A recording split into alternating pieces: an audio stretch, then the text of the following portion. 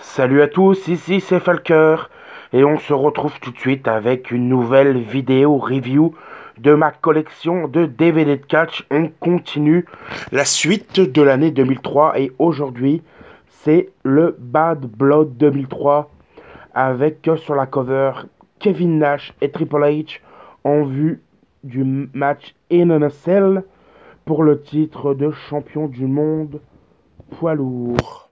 Et on va passer tout de suite au DVD. Alors pour ce DVD, on va commencer avec le match de kick-off avec un match de diva entre Molly Holly et Avery. Malheureusement, dans un match très court à passer, franchement ce kick-off n'est pas à regarder.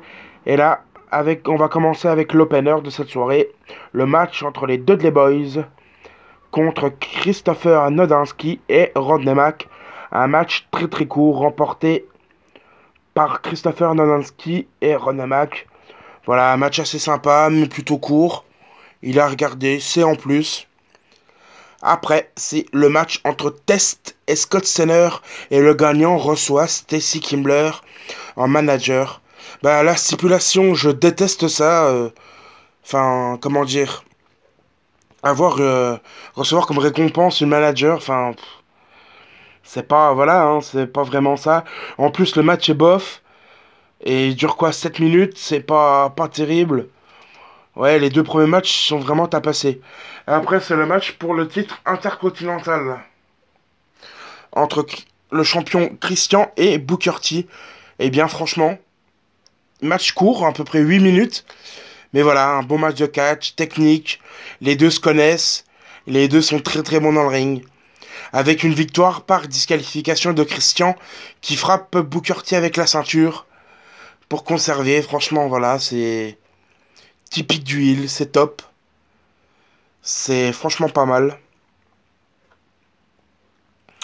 Voilà, et après, c'est le match pour les titres par équipe de Raw entre la Résistance et Kane et Rock Van Dam. Et on voit un peu plus tôt dans les dans les images qui montrent avant le match que Kane est en train de se retourner petit à petit contre Rock Van Dam. Et ce qui cause leur défaite. Lors de ce match, la Résistance devient donc nouveau champion par équipe de Raw. Dans un bon match, j'ai plutôt bien aimé. Pareil, il est court, hein, 6 minutes. Mais voilà, c'était franchement un bon match. J'ai bien aimé la Résistance qui devient champion par équipe de Raw pour la première fois. Donc c'est plutôt pas mal. Ensuite vient entre le match que j'attendais entre Goldberg et Chris Jericho. Honnêtement, je m'attendais à ce que Chris Jericho se fasse squatcher, mais il n'en est rien. Jericho sort quand même sa panoplie de prise sur Goldberg. Bon, le match est court avec Goldberg, c'est toujours entre 8 et 15 minutes, je pense, maximum. Là, ce match, il dure 10 minutes. Franchement, il est bon. Au début, voilà, c'est ce que je pensais. C'est Chris Jericho qui s'est vraiment squatché par Goldberg. Mais grâce à un pire esquive extérieur du ring qui défonce les barrières de sécurité, Chris Jericho revient petit à petit dans le match. Et franchement, on peut y croire la victoire de Chris Jericho, mais Goldberg est tellement booké fort durant son année à la WWE que sa défaite ne semble pas logique. Et le résultat est que Goldberg remporte bien sûr ce match. Dans un bon match, pardon. Et ensuite vient l'un de mes deux meilleurs matchs de la soirée. Entre Ric Flair et Shawn Michaels. Voilà, deux légendes, deux amis dans le ring. Franchement, voilà, ils nous offrent du Ric Flair et du Shawn Michaels. Franchement, ce match, il est à regarder. Bon, il ne vaut pas celui de WrestleMania 24, si vous l'avez vu, mais voilà. Ce match est quand même à regarder. Voilà. Ric Flair, Shawn Michaels, deux légendes, déjà en 2003, c'est fantastique. Avec Ric Flair qui passe quand même par-dessus sur une table.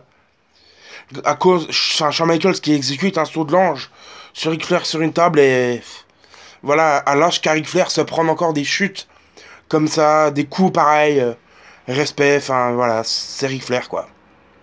Et après vient le match entre Kevin Nash et Triple H dans ce fameux Hell in a Cell qui dure une vingtaine de minutes. Et franchement, un bon match. Voilà, je préfère voir Kevin Nash et Triple H dans ce genre de stipulation que dans des combats simples, parce que les deux savent manier les armes. Voilà, superbement. Le match est violent. Enfin, on attend dans voilà, vraiment un Hell in a Cell de ce qu'on attend.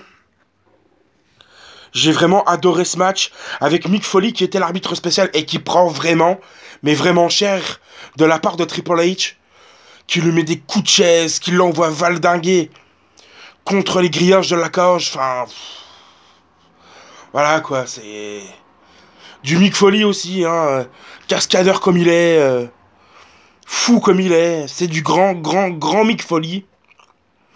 Voilà, et ben, ce DVD plutôt sympa à regarder. Bon, pareil, il n'est pas à prendre dans votre collection.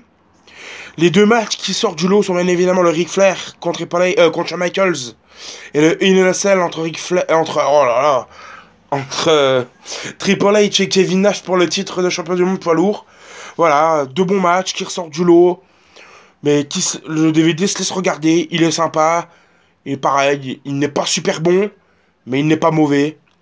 Donc voilà, c'est un bon DVD de catch. Pour passer le temps. Celui-là, il est à regarder. Bon, encore une vidéo très courte, mais voilà. À part les deux matchs précédents que je viens de vous citer, le DVD est en plus. Donc, si vous voulez, voilà, de toujours... oh là là, j'ai du mal aujourd'hui, excusez-moi. Si vous voulez toujours voir mes vidéos, bah, vous vous abonnez à ma chaîne, vous cliquez sur la petite cloche à côté pour recevoir les notifications. Désolé aussi parce que, voilà, je mets une vidéo à peu près tous les 15 jours, j'aimerais me mettre plus, mais le temps ne le permet pas. Donc voilà, mais on se retrouve très vite pour une nouvelle vidéo review de ma collection DVD de catch. Allez, salut!